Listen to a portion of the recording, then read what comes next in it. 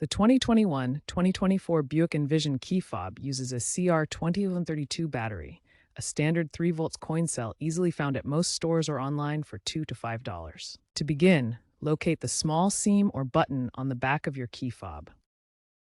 Using a small flathead screwdriver or even a coin, gently pry open the case at this point.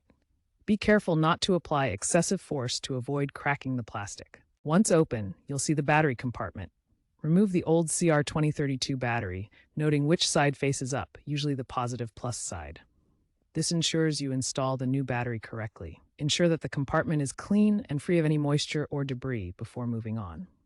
With the key fob open and the old battery removed, take your new CR2032 battery and insert it into the compartment, making sure the positive plus side is facing the same direction as the old battery.